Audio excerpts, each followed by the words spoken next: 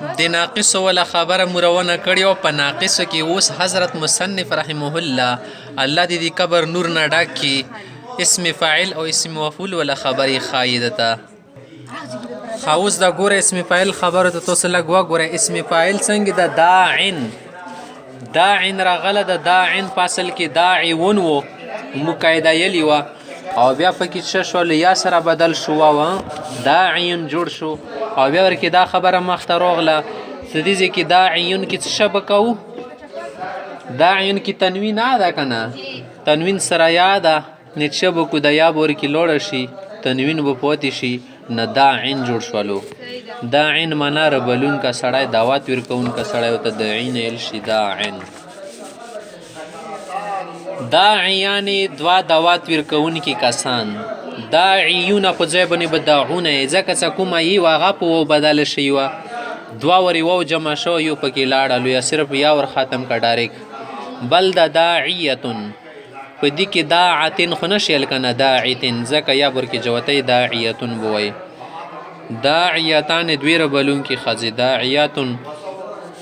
ډېر دعوت ورکون کی خزه او رغختون کی خزه دیس درین هما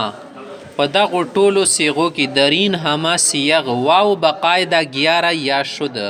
او کوم واو ورکی و داعون داعوان داعون او کنه ادا ای ولسمی قاعده په واجب نشه جوړ شوه دا یا جوړ شوی دا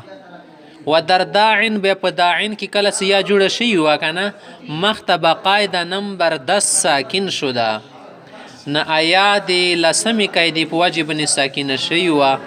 بیا به سبب اجتماع ساکنین د دو ساکنو جمع کېدل په واجب نه حذف ګرځیدا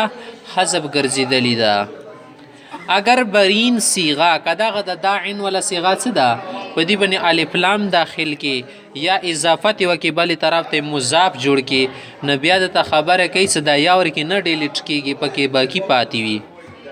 اگر برین صيغه کا پامدي صيغه باندې الف لام آید کالف لام پیراشی یا بسبب اضافت یا اضافت تی وجنه باران تنوین نه یا د تنوین ور باندې نشي راکنه دا عند دو زیرونه څه دي صرف بر اسکان یا اکتفا کنند دی په سکینوالی باندې اکتفا وکي وحذف نشد به حذف کیږي نه ګوره وته چون الداعی وګوره یا نه حذف کیږي کنه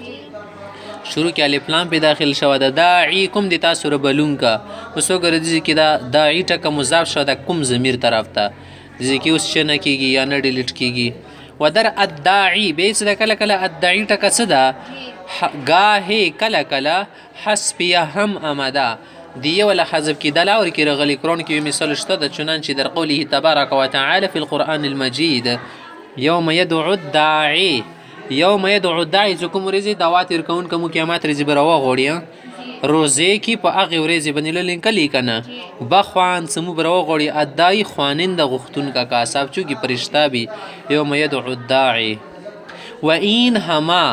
بعد ی ولا حذف کیدل څه دی په دې اسم فاعل صيغه کې در حالت رفع و جر است دا د رفع او د جر په حالت کې دي او در حالت نصب داعیا و الداعی و داعیکم گویند نصب په حالت کې هو داعیا یایو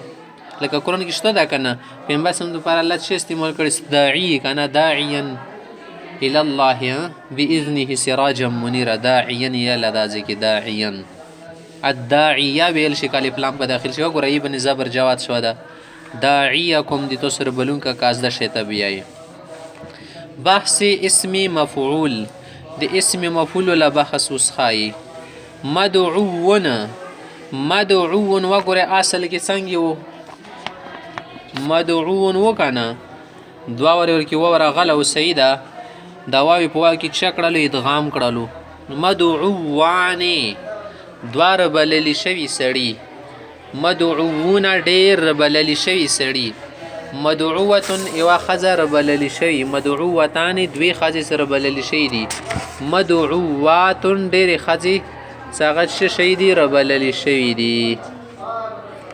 بیا مختص خبر ورکی کوي سیر د شیطه دی کی څنګه غا چلی د اعلال تعلیل ورکی څنګه شودي سه اعلال تعلیل ورکی دومره نه د مشکل اعلال تعلیل ورکی ډیر زیات آسان دی ګوره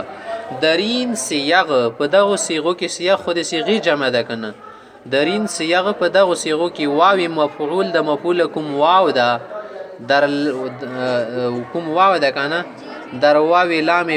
فعل دی فعل لام په ځای کې یا کنه ادغام یافتا ادغام مندله د مدغم شوی دی و بس نور څه پکې نشته بس مدعوون و مدعوون و نه جوړ شولو